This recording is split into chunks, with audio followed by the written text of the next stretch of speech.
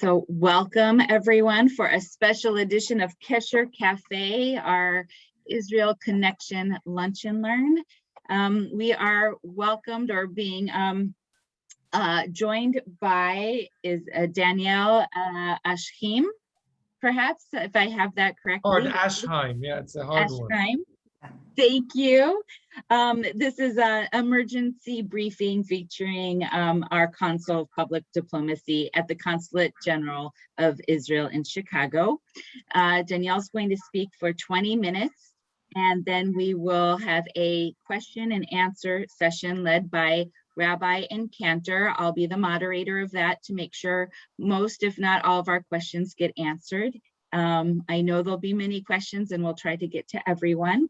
This session is recorded, so you can re-watch it if you are here watching it live with us, or it will be available for those to be able to watch at another time.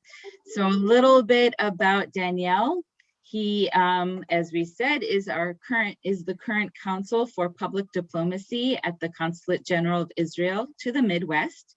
He was appointed to this Chicago-based post in September 2020. So much for traveling and relocating in the 20s. You come to us from West Africa, where he served as Deputy Chief of Mission at the Israeli Embassy in Dakar in Senegal. His bio continues to be long and very exciting, and we do encourage you to look at his bio, which is connected, which will be put into our chat. Daniel just shared with us that he spent a year in Madison as a student at West High School, as his, I believe, father was doing sabbatical in the area. So welcome back to Madison. We're happy that you are in the Midwest, and we'll give you the time. I'll spotlight you as well, so we focus on you today. Thank you very much, Nicole. Thank you very much for inviting me. And I know you have also other things to do in this sunny day. Not so many sunny days in our area. So once we have them, I know that you have other alternatives than sitting to listen to me.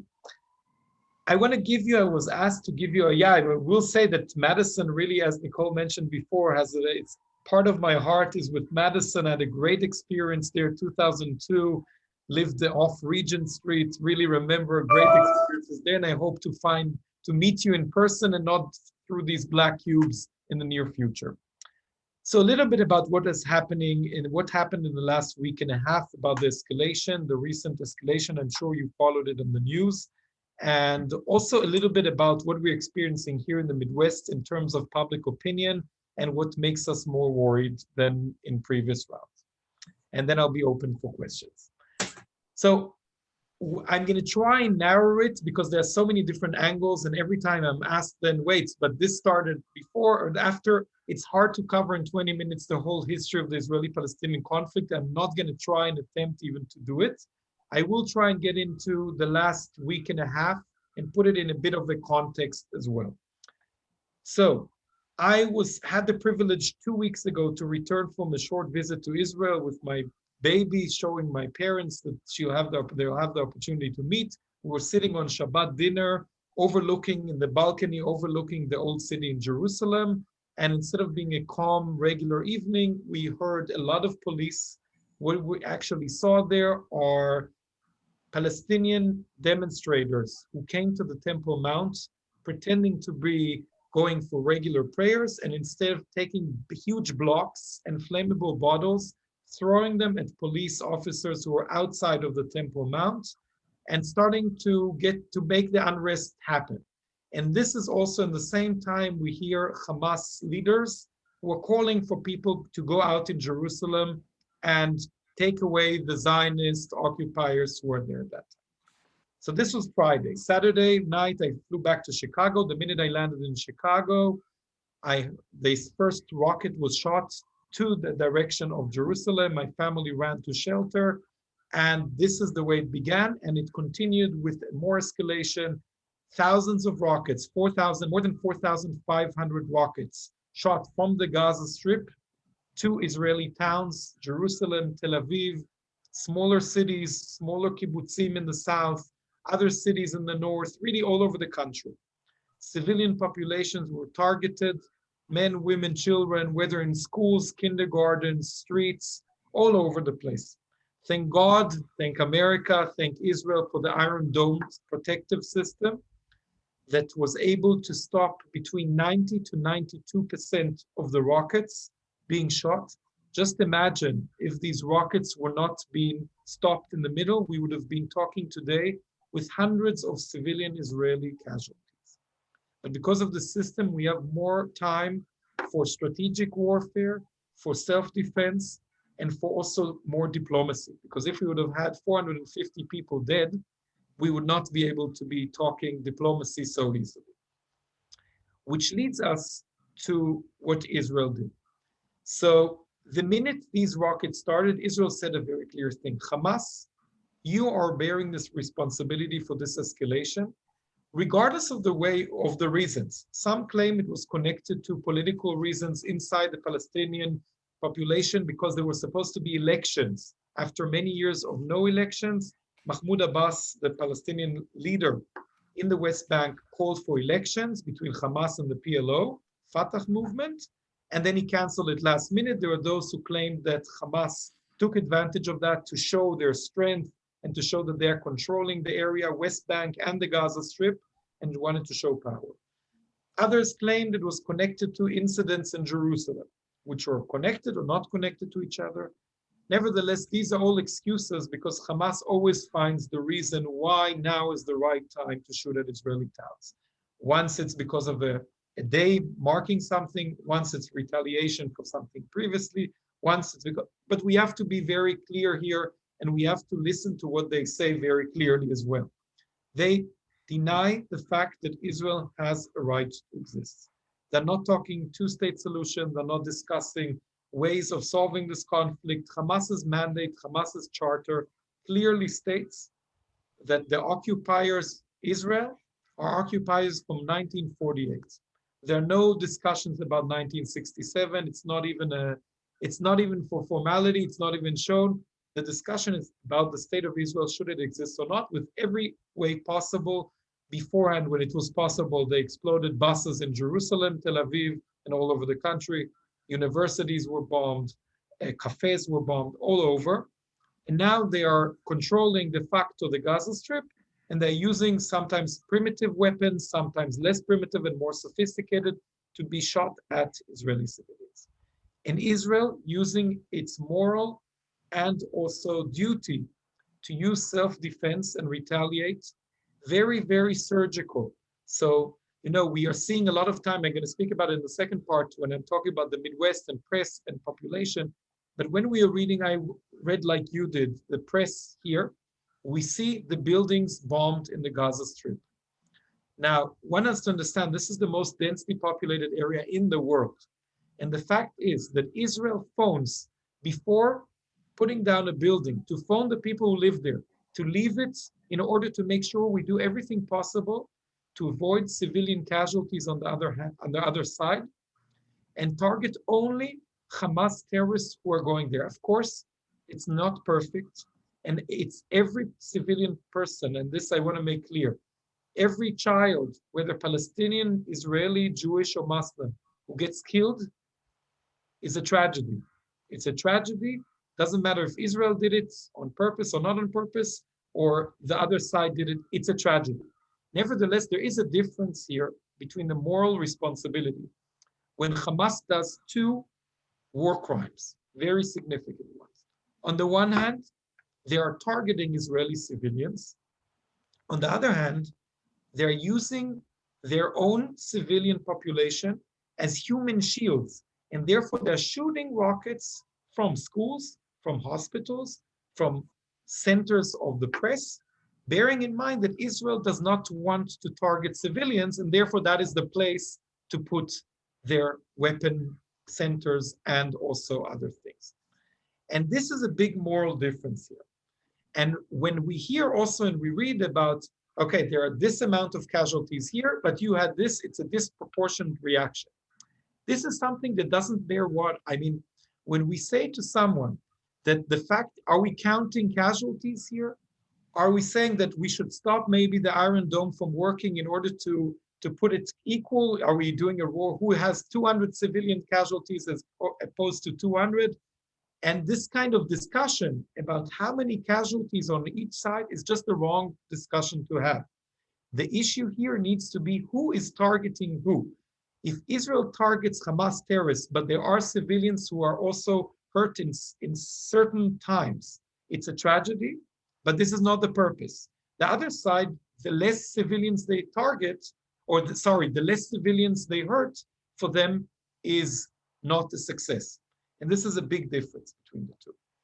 And after a week of targeting Hamas terrorists, Israel said a very clear thing. Hamas, the responsibility is yours. You are the terrorist organization, unfortunately, that is controlling there physically. But that's the situation. We need to understand that.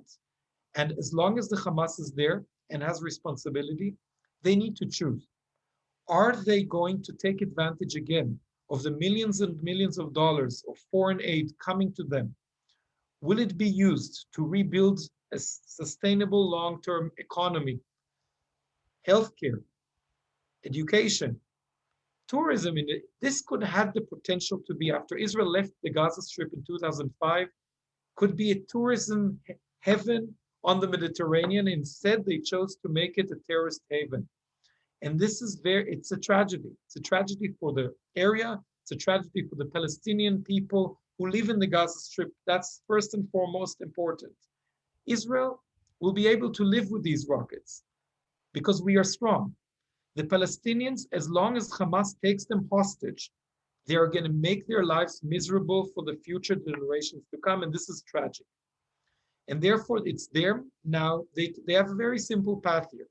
If they would like to continue using this money to build underground tunnels, a metro system which makes Paris look like nothing, underground tunnels, miles and miles and miles, that are only used in order to send terrorists to attack Israeli villages on the border, and use it for more equipment, more missiles, more technology, will not get anywhere. And this is why I really hope that they will get into the peace circle, like we saw now with the Abraham Accords, and the Palestinian people will be coming to the next stage. And the next stage here is really something I always tell also my Palestinian counterparts. The Zionist movement succeeded because they knew how to say yes, but. The Palestinian leadership is not successful because they only say no, but. And the no, but doesn't lead to a yes, it leads to another no. And this is a tragedy, again, mostly for their own people. So this leads me to the second part, which is how we see it in the Midwest. And I'll tell you the truth, it's very, very disturbing. We are experiencing things that we didn't experience before in previous rounds or in different times in Israeli history. We are feeling that there are shifts in public discourse in the United States with the Jewish community, with the non-Jewish community. Inside the political parties, we hear voices that we did not hear in the past inside certain wings of the Democratic Party.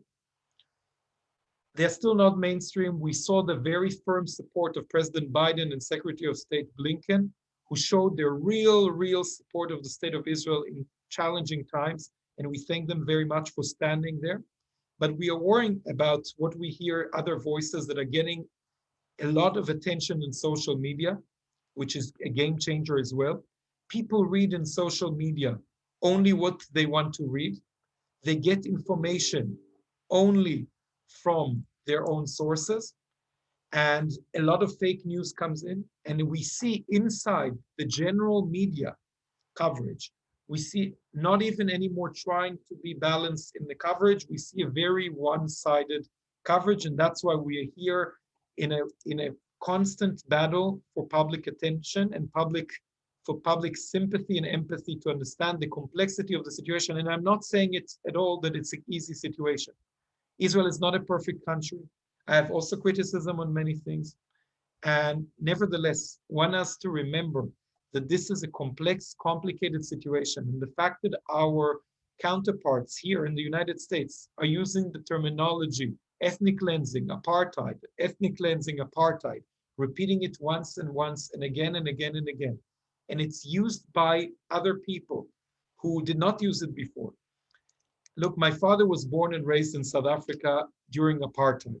Him and his friends decided to go and make Aliyah to Israel because of apartheid, leave apartheid. And they also have criticism today. Believe me, they have a lot of criticism. Nevertheless, there's so many differences in terms of content, in terms of context, in terms of history, in terms of the fact that we have political representations of Arabs, Israelis. We have doctors, Supreme Court justices. We have them in all the public and private sector. It's so different, it's not even worthwhile answering, but it is because this is coming into mainstream media all the time. And the fact that this is coming, look, I'm looking over here, the pictures of the people in front of me on the screen. And I'm telling you the truth. I would like to speak to your children, and I would like to speak to some of your grandchildren. The fact is that I'm doing these presentations, and I'm doing them all over. I'm speaking to students, but when I'm speaking to Jewish communities, the fact that you are those who are interested in what is happening is very, very worrying for me. Because I know that you care about Israel, and I know that even when you have criticism, this is important for you. It's part of your life. The fact that you came 12 o'clock p.m. in the middle of the week in a very short notice to listen to me means that Israel is important for you. I'm worrying about the next generations, and I see Cantor, I don't know if I'm pronouncing Niemi, Jacob, is it Niemi? Niemi. Niemi. The fact that I'm speaking to many, many different younger children, or I would say students who are coming they're coming here to universities, and they tell me this, look, we were born into very Zionist or very Jewish, well-aware families. And our Jewish education was important, Israel education. We studied in Sunday school. As I said, I used to go to Mausi, but I heard from Nicole that yours is not Mausi, it's a different name, but your competitors, I went to the competitors when Michael's Custard still existed, and I heard that doesn't exist either. It doesn't, right? Or it came back. It came back. It's okay, alive and well in Madison. So I need to come back for that. So they go to that. And then they go to summer camps in Wisconsin, or Ramah, or wherever they go, decide to go. And then they come to university, and they know before that they are liberal, progressive. They discuss all the LGBTQ, Black Lives Matter, everything is right. Nevertheless, they come there, and then they are told by SJP or Students Justice for Palestine or other organizations on campus, well, you guys need to choose. Are you for environment? Are you for LGBTQ rights? Are you for Black equality? Are you for women equality? If the answer is yes, then you can't be pro-Israel. And if you're pro-Israel, it means necessarily that you are not for the other causes. And this confuses the younger generation very much. And what I'm experiencing is that many communities, this is true for synagogues and it's true for Hillels on campus. They decide to deal with Israel, either not raising the topic. Why should we raise it? Anyway, want to bring people together for Shabbat or other things, and we raise Israel, it brings tensions into the room. Or we talk about Israel, we talk about hummus and Idan Reichel the singing. Why? Because that's consensus, everyone likes them, everyone likes hummus to eat and Israeli music. But when you put a Band-Aid, that doesn't solve the problem. And the fact is that there are different values sometimes, or different viewpoints between progressive Jews in the United States and Israel. This is something that needs to be discussed. Both sides have issues, both sides have thoughts, but the fact that we don't talk about it doesn't solve it. It's the same in campus. I held an event about 3 months ago with the University of Illinois, Professor Carrie Nelson and myself. We did a discussion. Can you be liberal, progressive, and pro-Zionist and pro-Israel? For me, the answer is obviously yes. Nevertheless, I see it's not such an easy answer for many people. And I want to claim that you can still be critical and not support a specific politician. As I could say, if I disagree with President Trump, does that mean I cannot like the United States? No. And therefore, those who claim that there are certain policies that they are criticism about certain policies doesn't mean that you have to dislike the country or disengage from it and not care about it. So my message to you is please, please convey this message to your children, to your friends, to your grandchildren. Care about Israel. Care. You can argue, you can love, you can hate, you can say everything is perfect, but care about Israel. Write about Israel. Do events about Israel. Visit Israel. Talk to Israelis. Make this a piece of their who they are, what they are, because Israel will always be there for you, and we want you always to be there for Israel. And this is really a key point, that if something coming out of here, this is what it should be. And as we did exactly 20 minutes, I'll be happy to open it. I have about 15 minutes for questions. So whatever you are interested, it could be something I spoke about now. It doesn't have to necessarily be. I'll be happy to answer. Thank you. So we will.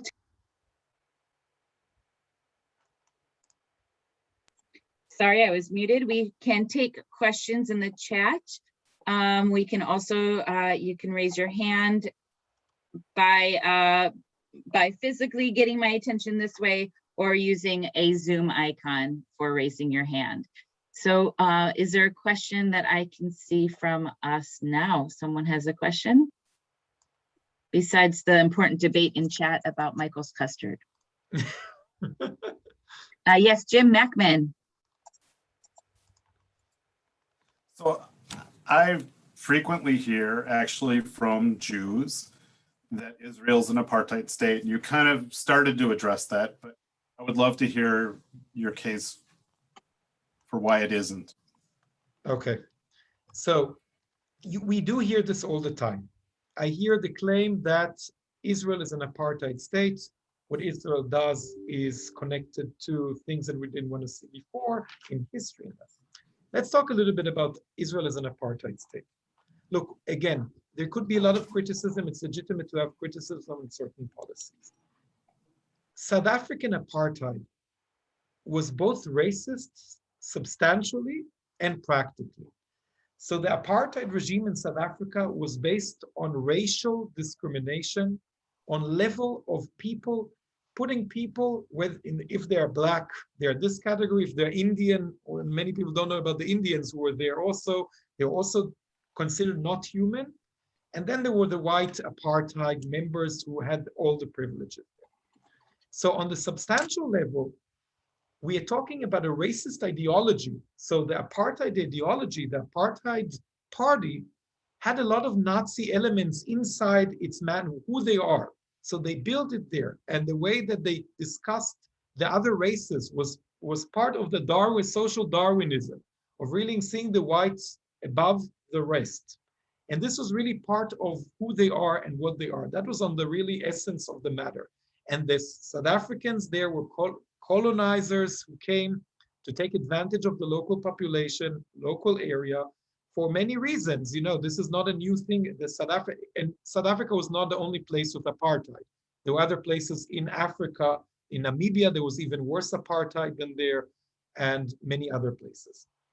Nevertheless, if we look at the Zionist movement compared to the apartheid political party, we don't see any resemblance between the two. With the Zionists, also you can see it in the Declaration of Israel's independence, giving their equal rights to all its citizens, regardless of race, color, and religion. This was part of the Zionist ideology, right or left, talking about the ethnic minorities, the minorities living in the state of Israel. This was founded by completely other values. Israel did not come as colonizers to this land of Israel. This is important because these things come together. The claims of apartheid usually come together with the claims that Israel came in as colonizers because they were murdered in Europe. They came to Israel and they took advantage of the land, which is a false narrative. The fact that the Holocaust helped make it quicker because we got international recognition is a fact. That's true. Nevertheless, the Zionist movement started much before that. So the practical Zionism, if you're looking at the end of the 19th century, the beginning of the 20th century, the 20th century was active in Europe. And Zionism bringing the Jewish people back to their homeland, their historical right of coming to that place. Now, there were people living there. I'm not disregarding that. Nevertheless, this is very important to say that they came because this, and they came from international legitimacy. Besides the historical right, it was approved by the United Nations. And those who lived inside did not accept the fact that Israel is legitimate, and they fought against it. Nevertheless, still, the 20%, 21% Arab Muslim minority are equal members of Israeli society. There are no different fountains, water fountains for Arabs and for Jews. There are no different classes for them. And there are no buses for Jews or Arabs. This is on the just on the photo op level. These are not substantial things. These are just daily things that were in South Africa. But we are talking about political representation in Israel, right to vote and to be voted for. We are talking about all the government positions. We are talking about hospital directors. We're talking about Supreme Court justices who are Israeli Arabs, in the high-tech sector, in the private sector, in the higher education. The numbers are just growing. Now, I'm not saying that there are no gaps. It's very important to differentiate between social economical gaps that there are existing. The infrastructure is not as good. There are many other problems, and they are addressed by the governments. The recent government actually allocated the most budget ever in history in order to minimize and close down these gaps. But the difference between having gaps, I mean, we are living in Chicago, you're living in Wisconsin. I don't need to tell you about social gaps in existing places. I mean, these gaps are there. So gaps happen between different parts of population doesn't mean that it happens because of a certain policy that wants to lead to that. So this is my answer to that. Great, thank you so much. We have another question that came up in the chat. This is from Marty. Marty, if we need to clarify, I welcome that. Marty asks, many of the youth I talk with ask, why does Israel continue to build settlements in Jerusalem and the rest of the West Bank? And he says, I'm not sure how to respond to that question. Okay. Well, the issue of this brings us to the larger framework and political disagreements and agreements inside the Israeli political system. So we are talking about, some call it settlements, some call it the rights of the Jewish people to build their places inside the historical Israel or Judea and Samaria. Again, the terminology, is it West Bank, is it Judea and Samaria? So some will say that, some will say that. And the discussion is, what are the lands that Israel has the right to do? Now here there are discussions, I'm not going to get into them because in the international law of who owned that land before, because Israel did not occupy it from anyone because it was not a sovereign place beforehand. Jordan, that Israel in 67, after starting a war against Israel, Israel had taken those lands back, saying historically back from the Bible times. But we are talking about taking it from the Jordanians who are occupiers of that place, who took control of it from the British Mandate, who took control from the Turkish Empire, so from the Ottoman Empire, and going further. So the Palestinians who lived there never had their own land acknowledged by the United Nations or anyone else. There were people living there that were of Arab descent who were in the land called Palestine, which the British Mandate called it the land of Palestine. Now, the places that we are discussing in East Jerusalem, Jerusalem, according to Israeli law, is unified. So East and West Jerusalem are the same according to Israeli law. Now, it's not acknowledged by everyone. Not everyone in the world acknowledges. The United States does acknowledge it. This administration reiterated the Trump administration's acknowledgement that Jerusalem is the capital of Israel, and therefore we build in our capital. Now, the other parts of land, these are discussions again. There are certain places that also in every future peace agreement will be in Israeli territory. Some claim that the areas should be negotiated and discussed. Some claim not. This is a political discourse. So it's not a consensus amongst all the parties. Some of the parties claim that Israel should not. Some of the parties claim that they should. But this is a very broad discussion. It's not something that there is an answer here or not, especially when the Palestinians were offered much of this territory in previous negotiation, and they also said, no, it's not enough. They would like more land back to them or more land. It's not back, but more land given to them in different ways. And they said no to any negotiation. So these lands are historical state of Israel lands. So the question is, what do you do with them? So even when we stopped building in every part of what are so-called settlements during the Obama administration, it didn't lead the Palestinians to more compromise or to the peace table. Thank you. We have another question, and I'll take from the chat, and then I see Joanna, you'll be next. Thank you. Charles asks, what is your perspective on the intramural violence within Israel? Thank you for the question. First of all, very disturbing. Very, very, very disturbing. The fact that these things happened is sad, tragic. It's really heartbreaking. And the fact is that Hamas did everything possible to make these things start makes me even more sad, because the coexistence and Arabs living next to Jews with Jews, this is what makes Israel so special. And the fact is that our society is a diverse society. And with all the conflicts and with all the problems, we are still living together, and we will continue to live and work together for prosperity of all people, regardless whether they're Jewish, Muslim, Christian, or Hindu. And what we saw here is actually more criminal families that had weapons, and it's a small minorities of Muslims in Arab cities, and there were also even a smaller minority of Jews in certain areas, that they decided to take the law into their own hands, and they were doing acts of violence, ruthless violence, and the police, I'm very happy, it took them a bit of time, but now we have more than 1,500 people arrested, some of them Jews and the others are Muslim, who were arrested for conducting these riots, and they're not acceptable. Israel is a law-abiding country and will not accept any person who tries to vandalize, to hurt human life, whether Jewish or Muslim, doesn't matter. And nevertheless, it needs to be clear here. These riots were not mutual riots. They were riots happening from the Arab parts but it's a minority in the Arab population trying to bring unrest to these cities, and it's very unfortunate, but I'm happy that it seems like it's calming down now, and I hope that everyone will understand that this is in the interest of all people living together in prosperity and quiet. Great, thank you. We appreciate your time. We have one more question that I'd like to try to sneak into your day. Joanna, what question could you pose? Let's unmute you. I'll help you here. Thank you for your question. Unmute first, Joanna. There we go. Okay. I wonder if you could talk a little bit about how Israel does support the Palestinians, in what ways they give aid to them.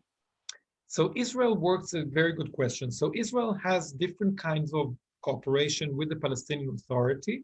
I'm separating it from the Gaza Strip because there we help bring in humanitarian aid through the different places, but there Hamas controls, so it's more tricky because we don't want to do it through Hamas. We're working with the Palestinian Authority in the Judea and Samaria and the West Bank, and we have security cooperation with them.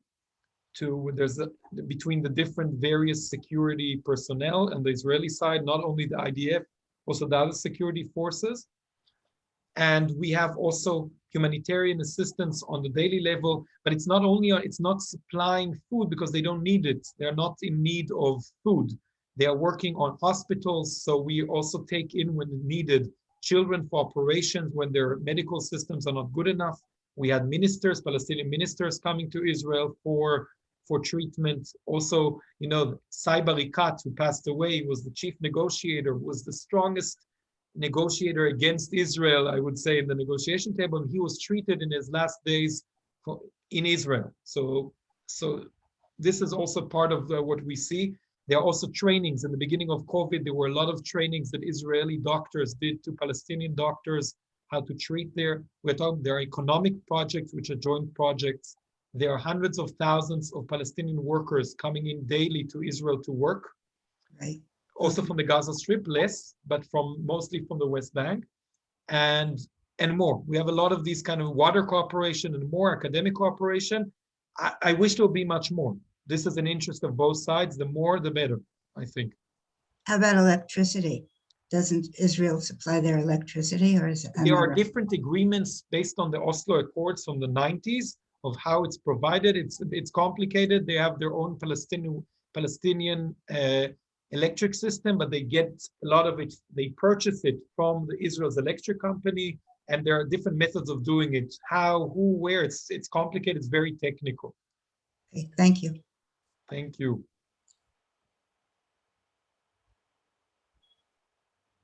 Nicole, you are muted. Thank you. Any other questions as we, I see Cantor, please.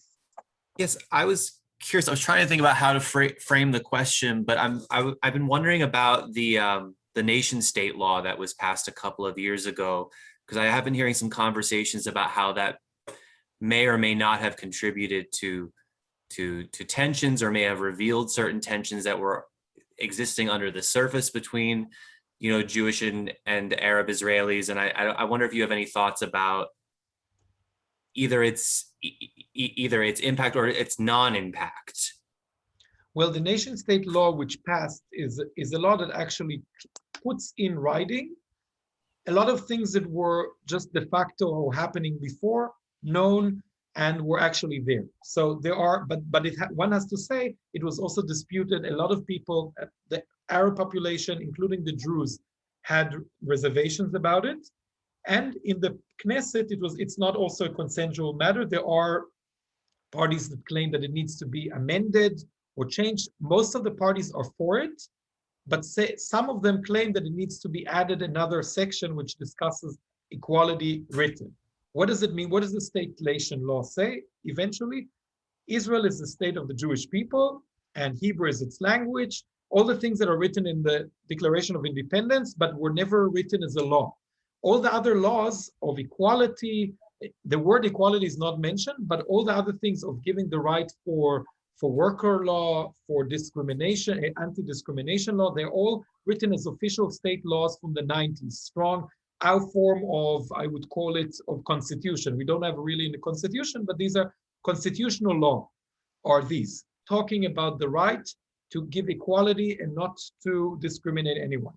The only law that was never written as such as constitutional law was the fact that Israel is a Jewish state. And this was the law that did it. Now, why was there outrage? Because they claimed that here you're saying that Israel is a Jewish state and now it discriminates us. But the ones who wrote it said, no, the opposite. The other laws that are already discussing the discrimination are written, but the only law that is not there is the Jewish state law. Therefore, practically on the ground, it didn't change. It was a declarative law. There was one incident that there was a judge in the north of Israel that did a ruling according to that law, and it's in Supreme Court, so it's not clear what it's going to be. But nevertheless, this is more a declarative move. I don't think it will have to do with it, with what we are seeing now. Again, because this is less an ideological thing. We see more criminals, families that did this uprising. It's not a spontaneous organization that came to demonstrate against certain things, but it was really organized groups, a lot of hooligans who tried to do unrest. I think it's a big difference. Okay.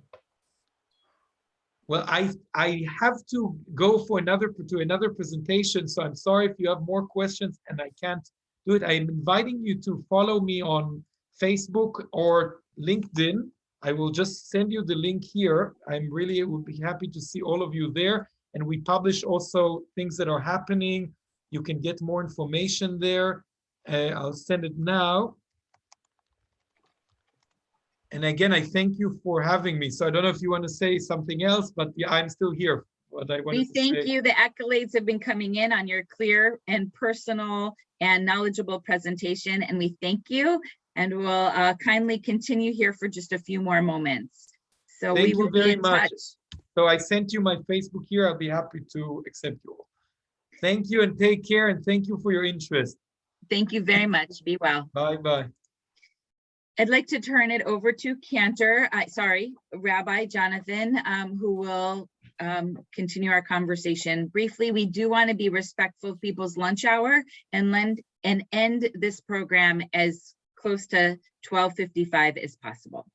Thank you, Rabbi. Yeah, thank you. And I'll be sure to be in touch with Daniel to thank him as well. What a what a great opportunity to get information, from the Israeli government about what's been going on. Sometimes it's not easy to do. I wanted to start by, first of all, just sort of mentioning two sort of things that we've been doing here. As you saw in a letter that Cantor Nami and I wrote to the congregation last week, one of our sincere desires is, in the midst of all of this, in the midst of all of the hostility, is to try and search for avenues for peace. And I don't want to speak necessarily for Cantor Nami, but I do want to say, at least from my standpoint, that, and I know that many people on this call feel this way, that and Daniel mentioned it as well, that the diminution of coexistence, or the attacks on the coexistence that exist in the state, are very real, and to me, very frightening. The other thing that I would say, and I put this in the chat a little while ago, is that in addition to the feelings that I had, particularly, I guess, about making sure that the Israeli society doesn't fall apart, which it could, I think that we still need to be understanding of the propaganda issues in our country. Last week in the Cap Times, there were two authors who wrote something that I responded to. In my response, I put into the chat. So if you want to go back and see that, that's online now, and I'm hoping it appears in tomorrow's edition of the paper. Again, it's something that Daniel spoke about too, something we all speak about, and that is, what is the real villains in this conflict? Are the people who are the moral failures, which I think are the Hamas terrorists and militants. Anyway, that's my opinion. Cantor, do you want to add anything before we take any Q&A from the group? No, only just to say that these issues, to the point that Daniel made, are very complicated, and especially because of the range of emotional connection that Jews have to Israel as a spiritual homeland. We often find ourselves in spaces amongst non-Jews where those complicated feelings may not be understood. And so that's one of the reasons why we really wanted to make sure that we created this as a space where people could feel safe in whatever difficulty they may be having with what's going on in that region, and to not to know that we all have empathy for one another in the challenges that we may be feeling regarding wanting to be able to be critical of bad actors within Israeli administration, but also wanting to stand up for unfair treatment in broader news coverage, and all of the kinds of various tensions that we may have internally or externally. So this space is really important for us to not judge ourselves nor each other for how we may be having to contend with this. And now we search for reactions from you all.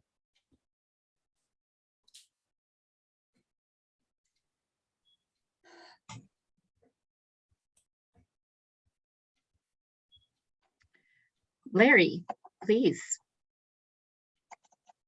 Thanks. Well, we got photos over the various gizmos of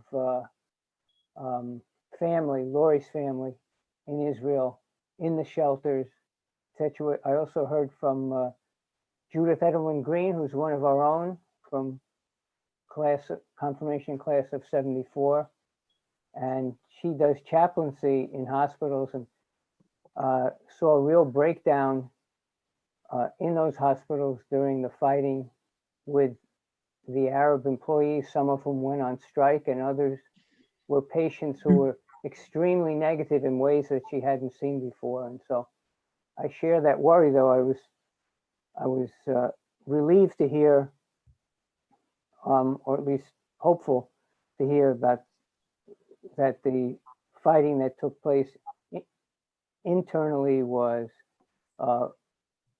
proliferated by gangs with weapons more than ordinary people. I think that's going to how deep and how broad that upsetness is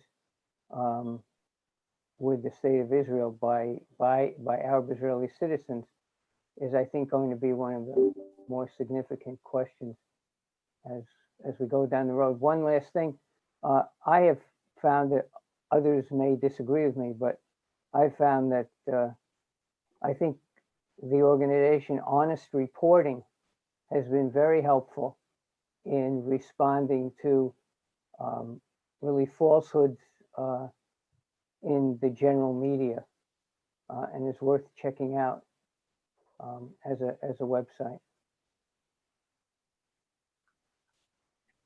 Thank you very much. Thank you. Sue? Yes. Yeah. I'm sorry. Go ahead. I was really disturbed reading the article in the Capital Times. And the one thing that just jumped out at me, it was a huge red flag, was nowhere throughout the entire article did they mention the word Hamas. As they discussed everything that was happening in Gaza. And so it's something that the media needs to address. I also listened to a presentation yesterday that was sponsored by Temple Shalom in Naples with Herb Kynan, who's a journalist in Israel. He was originally American. He's American Israeli, and he's lived in Israel for about 35 years. He lives maybe about 10 miles outside of Jerusalem. And he gave us the perspective of Israelis living there. And he said, and he addressed Biden and our administration and how supportive they've been, Biden and Blinken. And he talked about the issues in Gaza and the issues in Israel, political and otherwise. But the one thing he said about the United States is that where the Jews and the synagogues, the temples talk among themselves, but there's no public image of what we're saying in terms of supporting Israel and what it's doing with how it's approaching Gaza right now. He said, well, we'd like to see our people, we'd like to see people in the streets, civil protests, making noise, letting young people know. The young people don't seem to realize what's happening there. And that's basically what our speaker today said, that there's a real disconnect. And for some reason, we're not reaching them. And it was interesting to me that 2 days in a row now, I've heard from people from Israel who have said the same thing, that the young people are just not getting the message of what our perspective is. Thank you very much, Sue. Any other comments? This has been good. I see, yes, Joanna. Yeah, I'm thinking about the fact that many people, I believe, aren't aware of the fact that we go back generations and generations and generations to having a home in Israel, centuries, not generations. And I'm thinking of the Dead Sea Scrolls and how nobody, again, in the media points out that, hey, Jews belong here too, and we need to work something out between these two groups of people so that, again, and it's been said a million times, we can live together, not separately. That's.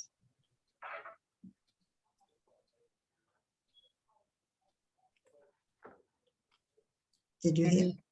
Yeah, any other comments, concerns, things you'd like to share in this safe space? Ellen, and then Sue. Yeah, I'm concerned because I think at some point, and I think it's many years already, one of the things that I'm most concerned about is there was a time when Israel seemed to occupy, for lack of a better word, the high ground or something, at least morally responsible. And somewhere along the way, we became the perpetuator of bad things, the mighty state of Israel with a strong economy that is perpetuating all of these terrible things against the Palestinian people. And we lost a space somewhere, and I think that that's something that we all in our various ways have to try to work on, because it's very, so many people have said it's very complicated. It's none of this is black and white. None of this is black and white, including the fact that, we didn't become the evil power, the evil empire, the evil oppressor, and I'm very thankful that Temple Bethel did this even after the ceasefire started, because all of our concerns remained in place. So thank you. Thank you, Alan. Sue. Oh, just a follow-up to that, Reform Judaism has been so progressive. I mean, when we're so advanced. Oops, excuse me, I'm sorry about that. And, we support what I think are all the right issues, in terms of LGBTQ and racism and voting rights. And I mean, everything we've come forward on and been proactive on, and especially in our congregation, it's been phenomenal. And so it's very hard to see us no longer aligned with that in the media and publicly and with young people.